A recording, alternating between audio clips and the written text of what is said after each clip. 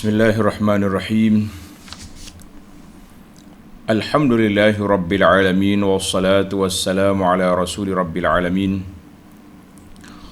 nabiyyina wa habibina wa qudwatina Muhammad ibn Abdillah wa ala alihi wa sahbihi wa man walah, amma ba'du. Alhamdulillah, para jemaah sekalian, kita dapat meneruskan pengajian tafsirul Quran dan juga tadabbur ringkas kepada beberapa ayat Suratul Hijri, surah yang ke-15, juzuk yang ke-14. Dalam siri ini kita mula dari ayat 78. Ayat 78. Ini perbincangan kita pada kali ini, insya-Allah. Kita baca ayat dulu, kemudian kita pergi kepada beberapa huraiannya, insya-Allah. أعوذ بالله السميع العليم من الشيطان الرجيم وإن كان أصحاب الأيكة لظالمين فانتقمنا منهم وإنهما لبإمام مبين وَلَقَدْ كَذَّبَ أَصْحَابُ الْحِجْرِ الْمُرْسَلِينَ وَآتَيْنَاهُمْ آيَاتِنَا فَكَانُوا عَنْهَا مُعْرِضِينَ وَكَانُوا يَنْحِتُونَ مِنَ الْجِبَالِ بُيُوتًا آمِنِينَ فأخذتهم الصيحة مصبحين فما أغنى عنهم ما كانوا يكسبون وما خلقنا السماوات والأرض وما بينهما إلا بالحق وَإِنَّ السَّاعَةَ لَآتِيَةٌ فاصفح الصفح الجميل إِنَّ رَبَّكَ هُوَ الْخَلَّاقُ الْعَلِيمُ.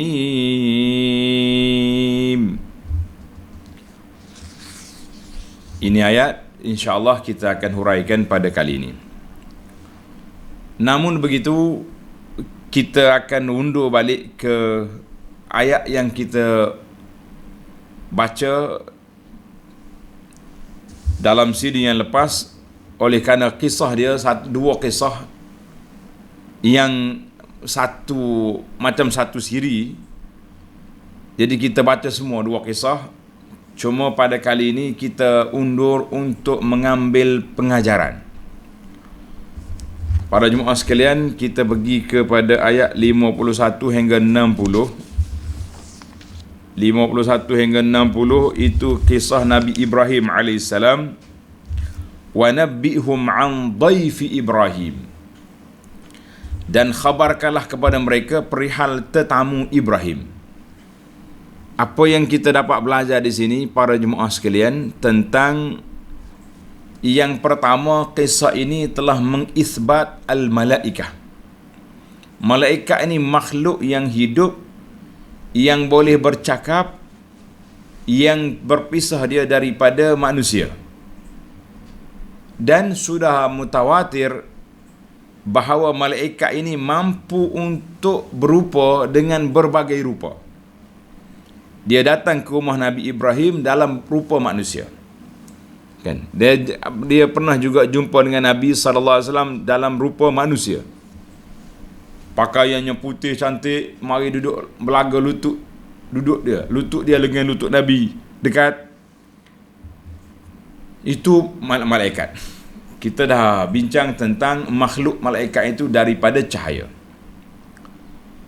Kemudian yang kedua, dalam ayat ini Allah Ta'ala sebut wa nabbihum an dhaifi Ibrahim. Perihal tetamu Nabi Ibrahim, dia panggil dhaif. Kata orang, bolehkah kita namakan tetamu kalau mereka datang rumah kita tak mau makan? Tetamu ke ni? Ke orang yang datang menyusahkan kita? Maka di sini ada dua jawapan. Jawapan yang pertama, oleh kerana Nabi Ibrahim menyangka orang yang datang ke rumah dia ini manusia yang menuntut sebagai tamu, sehingga dia menyediakan jamuan ijlin samin, haniz, anak lembu yang telah di BBQ, sudah dipanggang, dibakar. Maka harus kita mengatakan nama dia tetamu. Itu yang pertama. Sebab yang kedua, setiap orang masuk ke rumah orang, maka kita kata bertamu ke rumah fulan walaupun dia tak makan. Macam contohnya kita pergi ziarah orang pada siang hari Ramadan, kita puasa kan. Jadi walaupun kita tak makan, tapi kita dianggap sebagai tetamu. Masya Allah, tabarakallah. Kemudian dalam ayat ini juga malaikat telah berkata, illam ra'atahu qaddarna, kami akan binasakan orang-orang yang tidak ikut Nabi Lut, tak ikut Lut, illam ra'atahu, kecuali isteri dia. Mana orang lain yang ikut anak-anak Nabi Lut selamat kecuali isteri dia. Qaddarna artinya kami telah tentukan. Timbul soalan, kenapa malaikat menggunakan kami yang menentukan, sedangkan mereka hanya utusan Allah? Mereka tak mengatakan qaddarallahu ta'ala, Allah Ta'ala telah mentakdirkan dia binasa. Maka di sini jawab dia, malaikat apabila bercakap, dia telah menggunakan jawatan dia. Jawatan dia Allah Ta'ala yang hantar mereka untuk binasakan puak-puak yang LGBT ni, termasuklah isteri Nabi Lut. Maka yang mengarahkan, yang membinasakan Allah Azza wa Jalla. Tapi oleh kerana yang melaksanakan tugas ini siapa? Malaikat. Maka mereka menisbahkan kepada diri mereka, qaddarna, kami dah tetapkan. Ini ibarat seperti arahan dikeluar oleh raja kepada pengawal-pegawai dia, kamu pergi laksanakan undang-undang ini. Maka pegawai ini bila sampai tempat yang tertentu, dia kata kami nak laksanakan. Yang menjatuhkan hukuman ataupun arahan itu raja. Itu ibarat kata, ibarat sedemikian. Masya Allah. Kemudian dalam kisah Nabi Ibrahim ini juga, apabila dia sangat prihatin kepada siapa? Kepada Nabi Lut. Kenapa? Sebab Lut lah di antara orang yang ikut ajaran Nabi Ibrahim, dia termasuk dalam anak saudara dia. Maka jadilah Lut ini tilmizun lahu, anak murid kepada Ibrahim, pengikut yang setia, yang beriman dan murid dia. Bila dia dengar malaikat akan binasakan Qura Sadum, maka Ibrahim terus bertanya, bagaimana dengan Lut? Inna fiha Lutan, jangan lupa Lut ada di sana. Maka para jemaah sekalian, kisah ini memberi ibrah, pengajaran kepada kita bahawa setiap kita yang ada murid, yang ada orang yang belajar dengan kita, hendaklah kita ikut. Kita kena ingat kepada murid-murid kita untuk keselamatan mereka dan kesejahteraan serta keselesaan mereka. Jadi alhamdulillah dalam siri yang lepas anda dah bagi contoh zaman PKP ni bagaimana kita kena ingat kepada pendakwah-pendakwah yang ada, pendakwah yang orang panggil yang tersepit dengan PKP. Maka kita juga kena ingat kepada sahabat-sahabat kita supaya kita semua diberi bantuan oleh Allah Azza wa Jalla. Jangan kita ya senang, bila kita senang kita lupa kawan-kawan. Kita kata itu bukan cara. Kita kena belajar daripada kisah Sayyidina Ibrahim Al-Khalil alaihi wa ala nabiyyina salatu wassalam. Mana keprihatinan Ibrahim itu perlu diambil kira. Jangan kata kita selamat orang lain, jangan. Kita kena tanya khabar. Ibarat kata bertanya khabar dan ambil perhatian. Kemudian kita berpindah kepada episod Nabi Lut, bermula daripada ayat 61. Falamma jaa'a ala lutinil mursalun. Bila malaikat jumpa Nabi Lut, kan, daripada ayat 61 hingga 77 yang telah kita bincangkan para jemaah sekalian, maka apakah beberapa fawaid al-tarbawiyah wal ilmiyah yang kita boleh belajar daripada kisah ini? Bahawa apabila Allah Subhanahu Wa Taala nak binasakan mana-mana kaum, maka dibiarkan puak-puak itu melakukan perbuatan-perbuatan yang tidak baik, kejahatannya makin melampau. Itu maknanya menunjukkan hampir kepada kebinasaan. Sama juga penguasa-penguasa yang zalim. Apabila mereka makin hari makin menindas rakyat dia, makin zalim, maka ketika itu kita tahulah kemenangan semakin hampir, insya-Allah. Jadi rakyat pun kena jangan bila tak setuju, bila tak belaga angin dia mengamuk macam-macam dia buat, kita kena ingat, kita nak dapat pemimpin yang baik, rakyat kena jadi baik. Bukan kita suruh pemimpinnya baik, kita jadi manusia yang tak dengar kata, manusia yang engkar perintah, yang tak reti bahasa. Kita kata ini jawabnya tidak seimbang di antara kehendak kita dengan amalan kita, tidak seimbang. Baiklah para jemaah sekalian, itu di antara yang pertama. Kemudian apabila malaikat memberi arahan kepada Nabi Lut, tengok ayat 65, fa asri bi ahlika bi qat'in minal laili wattabi' adbarahum.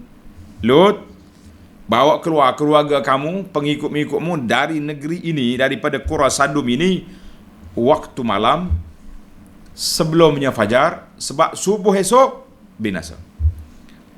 Wattabi' adbarahum, kamu sendiri duduk di belakang. Maka di sini talammas al-ulama, para ulama telah mengorek hikmah-hikmah kenapa Allah Subhanahu Wa Taala perintahkan Nabi Lut duduk di belakang. Mana berjalan di akhir, jangan duduk di depan. Ada beberapa sebab. Tanda secara ringkas-ringkas. Yang pertama, Nabi Lut duduk di belakang sebagai ketua, dia tak boleh pergi dulu. Dia kena duduk di belakang supaya tidak dia dapat mengenal pasti bahawa tidak ada di kalangan orang yang beriman ini yang tak keluar. 1, 2, 3 Lut duk hitung. Dia tak ramai pun mengikut dia. Bukan ramai, dia boleh kenal pasti. Oh, cukup dah orang, cukup, jalan. Ibarat macam kita hari ni naik bas. Kita pergi Mekah contohnya. Biasanya ustaz ni akhir sekali dia nak tutup pintu bas tu, dia kena hitung orang dulu, bilang kan berapa orang. Jadi Nabi Lut duduk belakang sebab nak pastikan semua sudah keluar. Yang kedua, liyakuna aqrabahum ilal malaikah. Malaikat yang nak binasakan duduk tunggu situ, Nabi Lut duduk belakang sekali. Sebab dia duduk di belakang dekat dengan malaikat, dan mungkin dia nampak kebinasaan mereka. Oleh kerana dia Nabi, maka hati dia cekal. Dia mengenali Allah Azza wa Jalla lebih daripada pengikut-pengikut dia, kan? Maka menjadi adat al-kubara, menjadi adat pemimpin-pemimpin, pembesar-pembesar, panglima-panglima, ketua-ketua ni, dia akan duduk di tempat yang paling berbahaya. Itu zaman dulu. Zaman sekarang ni pemimpin duduk rehat, yang kenanya panglima-panglima di bawah, itu kita kata. Yang ketiga, li'alla yashtaghila qalbuhu biman khalfahu, supaya hati dia tidak duk mikir. Kan dalam Quran Allah Ta'ala sebut wala yaltafit, jangan seorang pun berpaling. Jadi kalau lu duduk depan dia, kau duduk paling tengok, ada belakang ke? Jadi mana sibuk dia. Oleh kerana dia duduk belakang, dia tak perlu berpaling lagi, dia hanya mengarahkan supaya pengikut dia berjalan. Masya Allah, tabarakallah. Yang kelima, liyakuna kalha'il bainahum wa bainal azab. Nabi duduk tengah-tengah ni seperti tembok, dinding yang memisahkan di antara pengikut dia dengan azab yang akan ditimpa. Mana malaikat tengok, lu ada sini, mana depan dia tu semua orang beriman. Jangan kacau lagi. Kan kita nak turun hujan batu, nak balik bumi, macam-macam dia punya azab yang sedang menunggu untuk dilaksanakan pada saat itu. Allahu Akbar. Yang kelima, li'annahum amaru alla yaltafit. Oleh kerana mereka telah diarahkan jangan berpaling, maka Nabi Lut belakang sekali, dia tak berpaling lah. Sebab semua pengikut dia ada di depan. Nabi Lut telah menjadi pengawal kepada mereka. Masya Allah, tabarakallah. Itu yang kedua. Yang ketiga, dalam ayat ini, ketika datang pemuda-pemuda LGBT mari, Nabi Lut telah memberi nasihat kepada mereka. Nabi Lut telah berdakwah kepada mereka. Dia kata apa?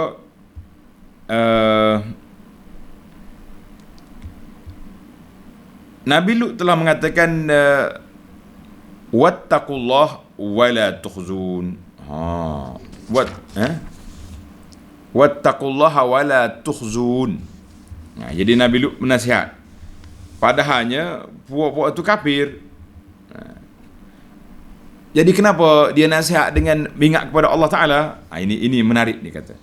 Jawab dianya, Nabi Lut memperingatkan kepada orang yang menentang dia tu, dia panggil al-wazi' ad-dini. Al-wazi' ad-dini. Tengok ayat 69, wattaqullaha wala tukhzun. Mu takut Allah Ta'ala, mu jangan menghinakan aku. Walaupun kata di para ulama, pengikut dia tu kafir, kan? Wa in kanu kufara, tapi sebagai pendakwah dia tak boleh lupa kena ingat kepada Allah Azza wa Jalla. Contoh, walau kita cakap dengan non-muslim, kita kena ingat kepada Allah, kita ingat kepada Tuhan. Maknanya ini dia panggil wazi' ad-dini. Dalam bab dakwah, dalam masalah nak yukhatibul qulub, kita kena menekankan menekankan janib ad-dini, lebih kepada sifat beragama. Sebab orang lain pun walaupun dia tak beriman dengan Allah, tapi dia percaya ada Tuhan, maka kita kata mu kena takut ke Tuhan. Ini uslub. Kemudian Allah SWT sebut dalam ayat ini, apabila Nabi Lut cuba nak nasihat lagi, tengah-tengah duduk bercakap gitu, ayat 72 Allah Ta'ala sebut, la'amruka innahum lafi sakratihim ya'mahun. Demi umurmu, Masya Allah, demi umurmu wahai Muhammad, sesungguhnya mereka membuta tuli dalam kemabukan maksiat mereka. Dalam kemabukan apa? Maksiat mereka. Maka timbul lagi soalan di sini tentang Allah Ta'ala bersumpah dengan hayat Nabi. Allah Ta'ala bersumpah dengan umur Nabi sallallahu alaihi wasallam. Kenapa? Tanda, tuan-tuan, apakah hikmah, rahsia di sebalik Allah SWT bersumpah dengan la'amruka, demi umurmu. Tengok dalam terjemahan kata demi umurmu ataupun demi hayatmu wahai Nabi sallallahu alaihi wasallam, sesungguhnya mereka itu dalam kemabukan yang melampau. Maka kata di para ulama, tanda ayat ini merupakan dalam bahasa dia panggil jumlah mu'taridah. Jumlah mu'taridah maknanya ayat selingan. Cerita ni cerita Nabi Lut. Tiba-tiba ayat 72 Allah bersumpah dengan hayat Nabi sallallahu alaihi wasallam. Maknanya bukan episod Nabi Lut, tapi di tengah-tengah ni. Kenapa? Masya Allah, tabarakallah. Ini yang kita bincang di sini para jemaah sekalian. Jadi yang pertama saya nak sebut di sini, sumpahnya Allah Ta'ala bersumpah, bila Allah Ta'ala bersumpah itu biasa dia sumpah dengan benda yang besar. Ma aqsamallahu bi ahayati ahadin. Allah Ta'ala tidak bersumpah dengan hidup mana-mana orang lain kecuali dengan hidup Nabi sallallahu alaihi wasallam, menunjukkan kepada min a'zami fadailihi, menunjukkan besarnya kedudukan Nabi sallallahu alaihi wasallam. Ada sebuah kitab, tuan tu tengok kitab ni. Nama dia Bidayatus Sul fi Tafdili Rasul. Maknanya persoalan awal tentang kelebihan Nabi sallallahu alaihi wasallam yang ditulis oleh Syekh Sultan Ulama Izzuddin bin Abdul Salam. Kitab ini diterjemahkan oleh Al-Faqir Abu Anas Madani, afallahu anhu wa an walidayhi. Dalam ini ada 41 kelebihan Nabi mengatasi para anbiya yang lain. Bukan Nabi banding dengan umat lah. Nabi sama-sama Nabi.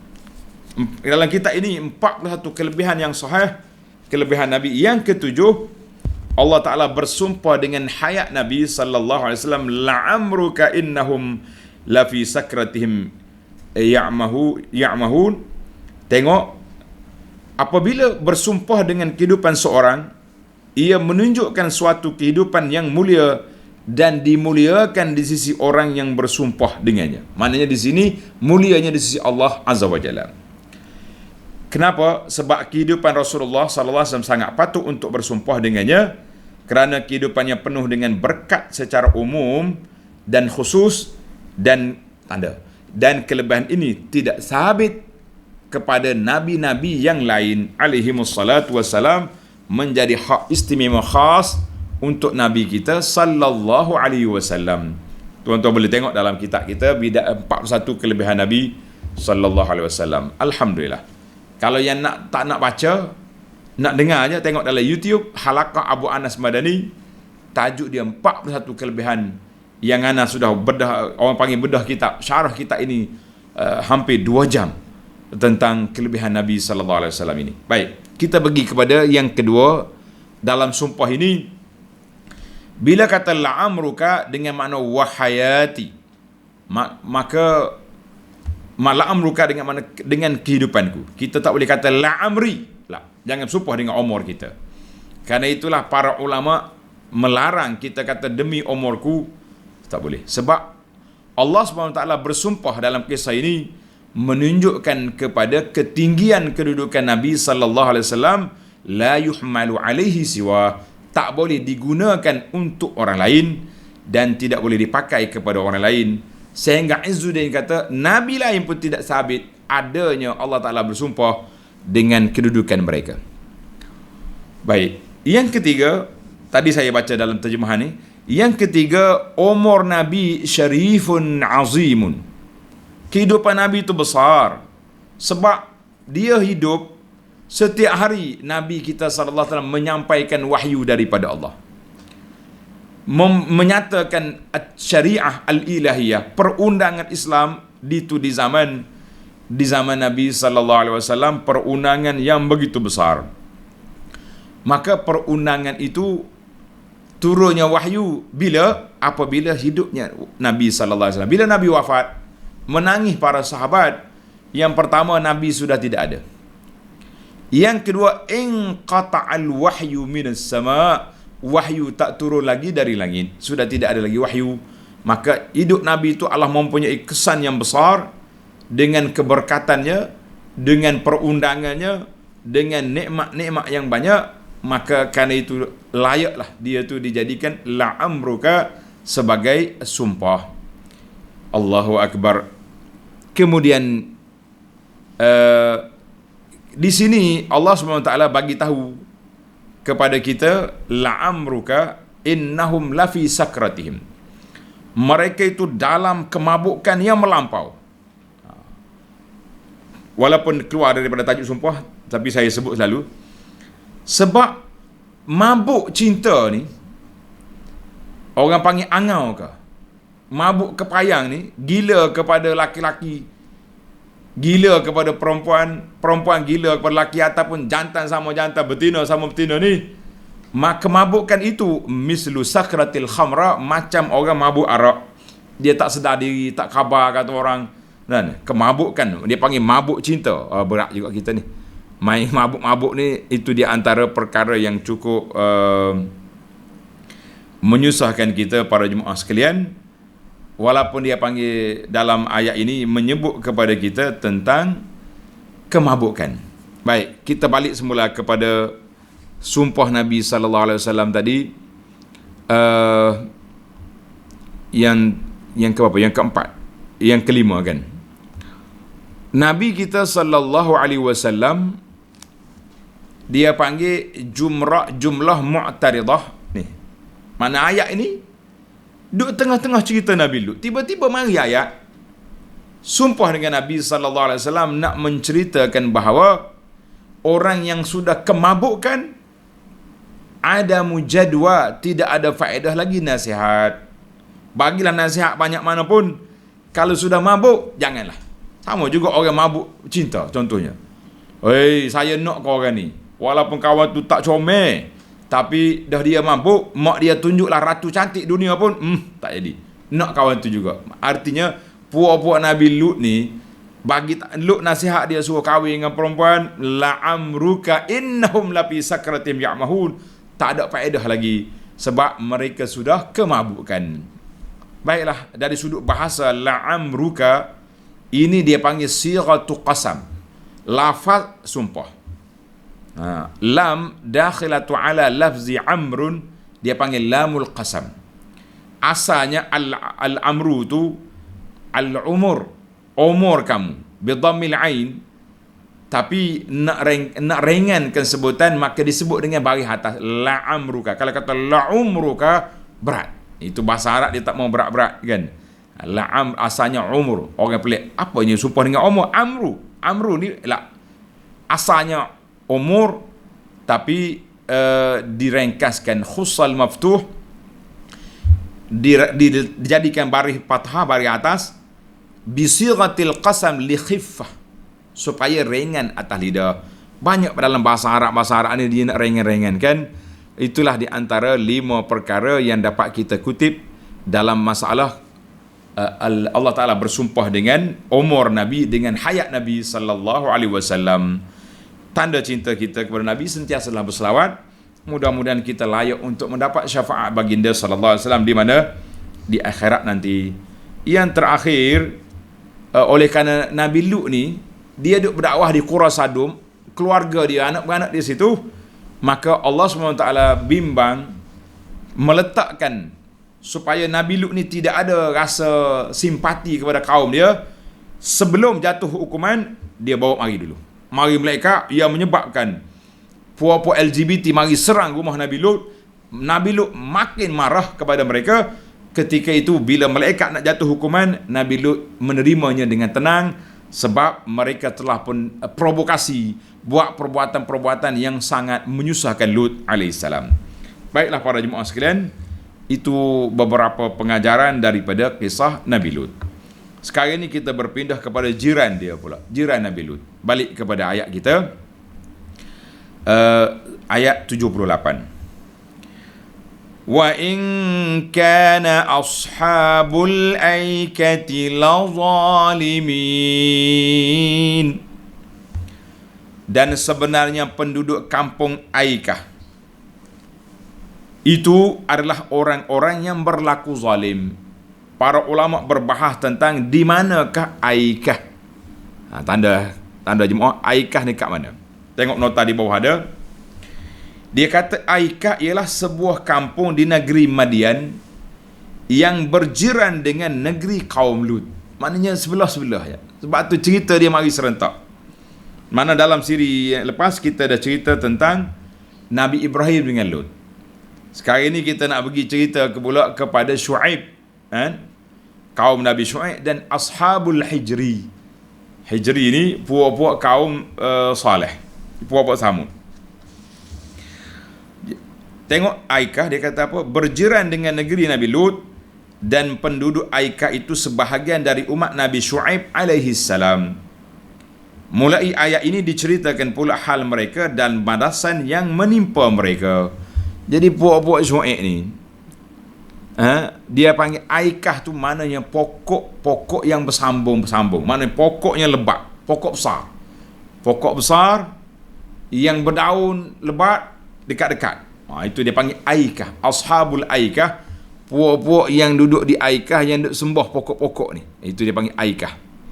Allahu Akbar. Jadi kisah Nabi Lut ni dengan aikah tu dekat. Sebab itulah dia mari sekali di sini. Tengok para jemaah sekalian. Para ulama berbincang tentang ada ke aikah tu kaum Madian, kaum Nabi Syuaib, ada kata satu kaum je. Satu kumpulan. Ada yang mengatakan tak, dia dua kumpulan. Kaum Nabi Syuaib, kemudian kaum aikah sebelah dia tu. Jadi di sini para ulama kata dah satu ummah je. Cuma oleh kerana mereka itu menyembah pokok-pokok, kan, sembah pokok, maka Allah SWT pisahkan mereka dengan Madian, pengikut Nabi Syuaib, walaupun mereka itu ada masalah. Ada masalah. Allah Ta'ala sebut kazzaba ashabul aikati, penduduk aikah telah mendustakan ajaran Syuaib. Dalam ayat lain, wa ila madyana akhahum syuaiba, orang Madian Allah Ta'ala hantar mari keluarga mereka Nabi Syuaib. Kenapa? Tengok ini rahsia. Bila sebut Madian, Allah Ta'ala sebut kabilah. Bila kabilah, Syuaib termasuk dalam kabilah mereka. Pada tu dia sebut nama Madian, nama datuk mereka Madian. Tapi bila sebut perbuatan, puak-puak tu, walaupun dia duduk di sekitar Madian juga, tapi oleh kerana mereka tu ahli syirik, menyembah kayu, menyembah pokok, maka tak mau, Allah Ta'ala tak mau masukkan Syuaib dalam kumpulan. Dia sebut wa in kana ashabul aikati. Allahu Akbar. Ashabul aikah dinisbahkan kepada penduduk itu, kepada sembahan mereka, supaya tak masuk Syuaib dalam kumpulan ini. Masya Allah. Jadi kita sudah belajar dulu bahawa puak-puak Madian ini, kerja dianya apa dia? Duk kena kepada orang. Kena apa dia? Dia duduk mengurangkan sukatan dan timbangan, berlaku zalim dalam jual beli. Itulah penyakit-penyakit mereka. Dalam surah Asy-Syu'ara Allah Ta'ala dah gambarkan, tuan-tuan tanda, surah Asy-Syu'ara ayat 176 sehingga 183. Kazzaba ashabul aikatil mursalin idh qala lahum syu'aibun ala tattaqun inni lakum rasulun aminun fattaqullaha wa ati'un wa ma as'alukum alaihi min ajrin in ajra illa ala rabbil alamin auful kaila wa la takunu minal mukhsirin. Sempurnakan sukatan, wazinu bil qistas, timbangan dengan adil. Maknanya mereka ini penipu dalam jual beli, sukatan, timbangan, zalim kepada orang, kena kepada orang. Dan sekumpulan dari sudut i'tikadnya, mereka ni ashabul aikah, sembah pokok. Itu kedudukan mereka. Baiklah para jemaah sekalian, untuk maklumat kita telah bincang dalam surah yang dulu. Tuan-tuan boleh tanda baliklah surah. Kemudian kita pergi kepada apakah hukuman yang telah dijatuhkan oleh Allah Azza wa Jalla kepada ke atas mereka. Tuhan buat apa? Tengok ayat 79. Fantaqamna minhum wa innahuma labi imamin mubin. Ay fantaqamna minhum, maka kami membalas kezaliman mereka. Apa dia kezaliman yang mereka buat? Iaitulah mengurangkan sukatan dan timbangan. Kita kata Masya Allah, Tabarakallah, setiap kaum tu ada je penyakit-penyakit yang Allah Ta'ala letakkan ke atas mereka. Penyakit Lut, main LGBT. Penyakit buat Madian, tipu dalam bab jual beli. Tuan-tuan dan puan-puan, secara realiti, zaman kita hari ini, penyakit ahli-ahli ashabul aikah, puak-puak Madian ni ada ke tidak ada? Jawabnya banyak sekali. Yang saya bimbang syarikat-syarikat orang Islam. Contohnya telco dia panggil ni, syarikat telekomunikasi ni, kan. Kita kadang-kadang tidak seimbang. Kita ambil cah sewa dengan kadar 100 meg. Tapi waktu lain slow, lain dia punya tak bagus, tetap kena bayar juga. Sepatutnya kita di semuanya barang elektronik belaka, kita tahu, kan. Oleh kerana 100 yang kami bagi ni bulan ni udara tak menentu, hujan yang menyebabkan line slow, jadi kami bagi potongan debit 20%. Sebab apa? Sebab kami tak dapat menyediakan seperti dalam perjanjian. Itu sepatut ketelusan. Tapi jangan main 5 hari tak ada angin, 5 hari tak ada line pun bayaran bil penuh. Maka kita mengatakan ini perlu dimuhasabah. Saya tak kata syarikat ni syarikat Ashabul Madian, Ashabul Aikah, tapi kita kena belajar-belajar memerhatikan kerusakan, kebinasaan orang dulu dengan sebab mengurangkan sukatan dan timbangan. Na'udzubillah. Dan banyak lagi syarikat-syarikat lain, syarikat penerbangan, contohnya kita beli beg, waktu kita beli lebih dia tak hantar balik, waktu kita terlebih barang kita kena bayar. Ini juga perlu dimuhasabah. Baiklah para jemaah sekalian, kita pergi kepada ayat kita. Fantaqamna minhum, maka kami membalas kezaliman mereka itu dengan azab yang membinasakan. Wa innahuma labi imamin mubin. Dan sungguhnya kedua-duanya itu, apa dia kedua-duanya itu? Tempat kaum Syuaib dan tempat kaum Nabi Lut. Duk mana kaum Syuaib? Di Madian. Mana kaum Nabi Lut? Di Qurasadum, Laut Mati. Terletak di jalan yang terang, yakni yang masih dilalui oleh orang. Imamin mubin, maknanya jalan yang orang lalu pergi mari. Khususnya kamu, hei Quraisy, mengembara ke Syam, kamu akan lalu ikut sini, kan? Jalan yang cukup jelas. Bukan kata mereka duduk dalam satu tempat yang kita pun tak tahu di mana. La, mereka ini sentiasa dilalui, sentiasa dilihat. Maka kenapa kamu tak mengambil pengajaran? Kenapa kamu tidak ambil iktibar? Kenapa kamu tidak belajar daripada kerusakan orang dulu? Kita pun sekarang ni orang yang belajar tentang kerusakan manusia dulu, kita kena balik kepada sebab-sebab kerusakan mereka. Puak-puak Syuaib, kaum Nabi Syuaib, kerja dia mengurangkan sukatan timbangan. Kau lu duk main jantan sama jantan, LGBT kita panggil sekarang.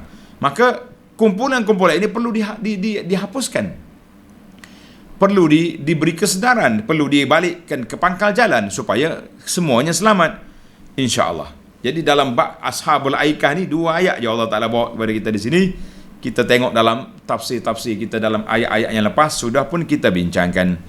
Alhamdulillah. Kemudian kita nak pergi kepada ayat ini. Allah Taala tegur puak-puak Quraisy yang pergi mari mengembara sana sini melalui tempat-tempat kebinasaan begini, tetapi mereka tidak mengambil pengajaran. Baiklah, kita berpindah kepada kisah yang keempat dalam surah ini, iaitulah kisah Ashabul Hijri. Baru jumpa tuan surah ini. Surah kita nama Suratul Hijri. Di sinilah ambilnya perkataan Hijri. Dan salah satu daripada ayat Alif Lam Mim yang kita baca ini, maka surah ini dinisbahkan Alif Lam Ra. Salah satu daripada surah Alif Lam Ra yang surah-surah lain telah dinamakan kepada Nabi, dan surah ini dinamakan kepada kampung Nabi. Al-Hijri. Tengok ayat 80. وَلَقَدْ كَذَّبَ أَصْحَابُ الْحِجْرِ الْمُرْسَلِينَ. Dan demi sesungguhnya penduduk Al-Hijr telah mendustakan Rasul-Rasul.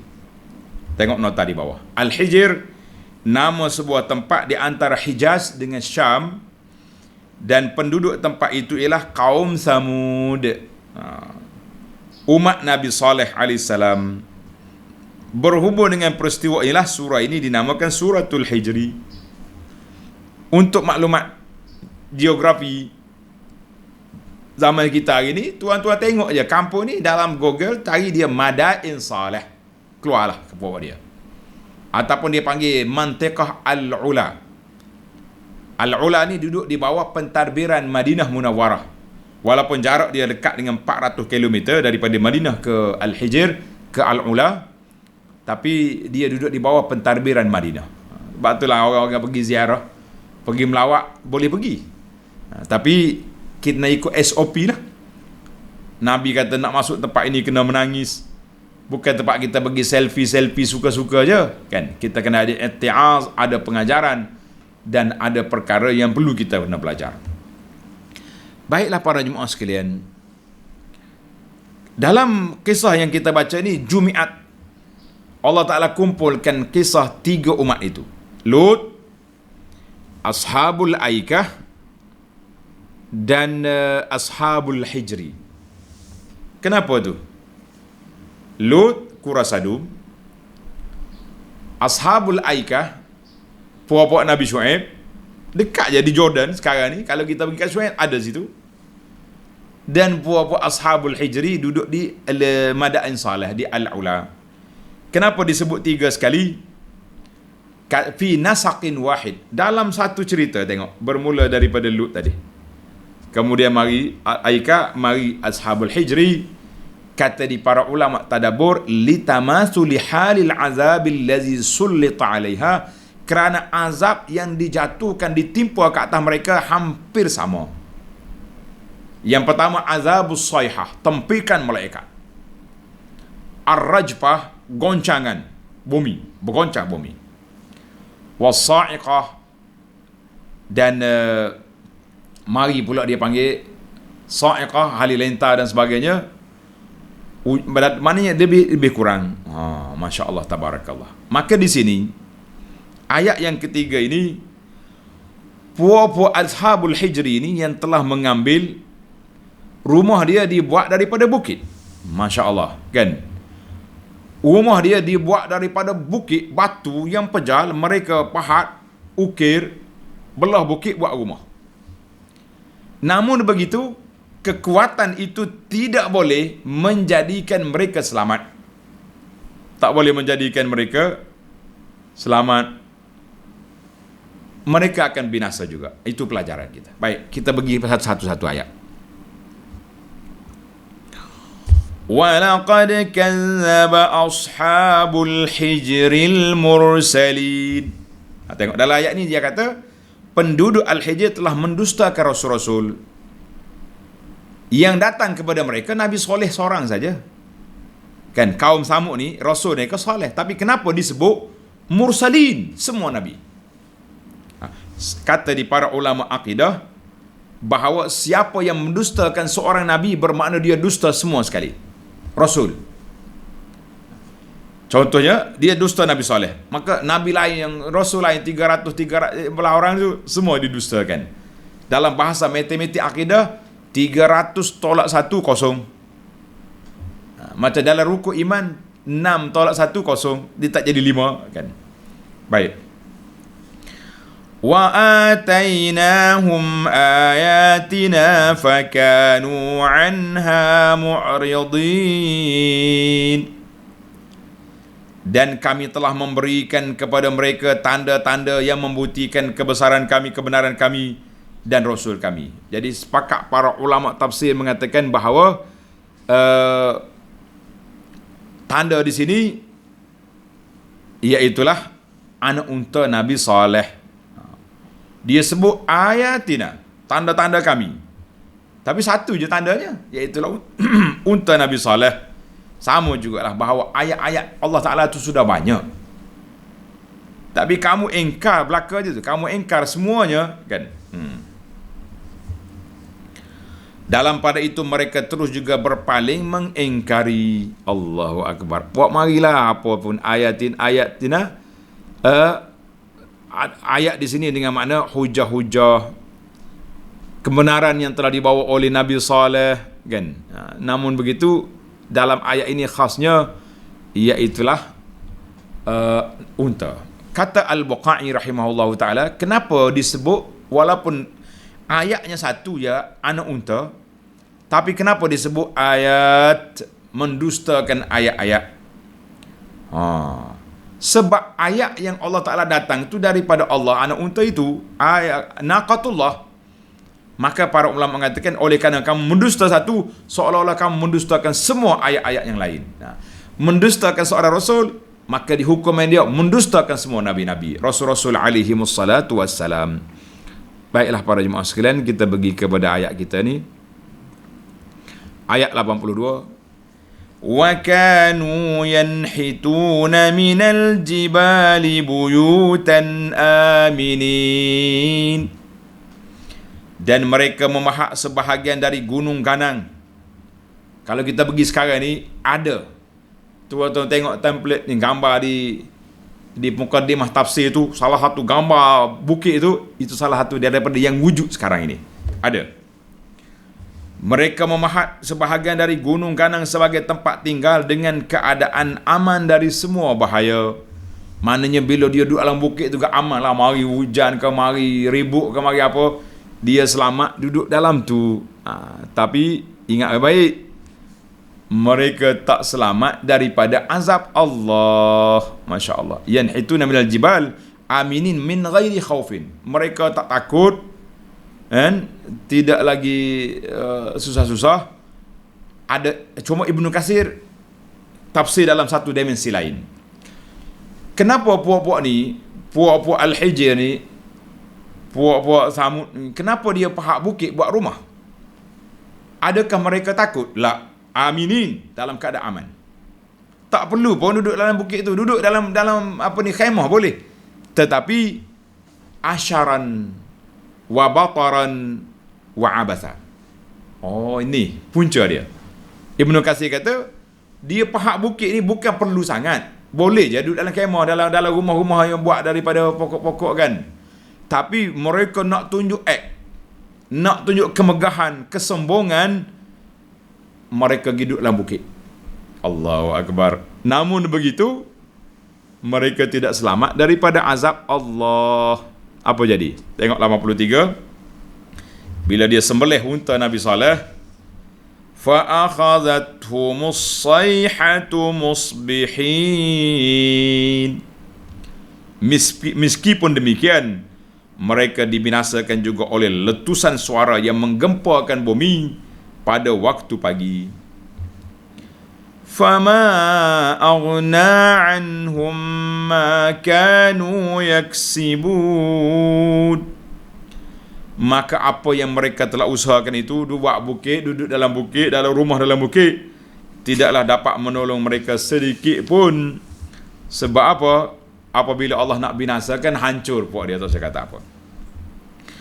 وَمَا خَلَقْنَا السَّمَاوَاتِ وَالْأَرْضَ وَمَا بَيْنَهُمَا إِلَّا بِالْحَقِّ وَإِنَّ السَّاعَةَ لَآتِيَةٌ فَاصْفَحِ الصَّفْحَ الْجَمِيلَ.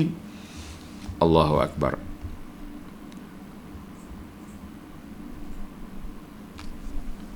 Maka bila Allah SWT nak binasakan mereka, maka binasalah mereka. Tak ada kata apa. Dan ingatlah, tiadalah kami menciptakan langit dan bumi serta segala yang ada di antara keduanya itu, melainkan dengan cara yang sungguh layak dan berhikmah. Dan sungguhnya hari kiamat itu tetap akan datang. Oleh itu biarkanlah golongan kafir yang mendustakanmu itu, wahai Muhammad SAW, serta layanilah mereka dengan cara yang elok. Maknanya habis dah episod kaum Samud. Allah Ta'ala bagi nak menenangkan hati Nabi sallallahu alaihi wasallam. Inna rabbaka huwal khallaqul alim. InsyaAllah kita tadabbur, kita tafsir ayat 85 ini dalam siri yang akan datang, insyaAllah. Mudah-mudahan Allah Ta'ala beri kepada kita semua kepahaman yang baik terhadap apa yang kita belajar ini, dan kita dapat mengambil pengajaran hebat mana manusia ni, kuat mana mereka atas dunia. Mereka akan binasa berhadapan dengan kuasa Allah Azza wa Jalla. Dan semua benda-benda yang kita tengok ni biarlah menjadi pengajaran kepada kita, insya-Allah. Subhanakallahumma wa bihamdika asyhadu an la ilaha illa anta astaghfiruka wa atubu ilaik. Wa sallallahu ala nabiyyina Muhammad wa ala alihi wa sahbihi ajma'in. Walhamdulillahi rabbil alamin.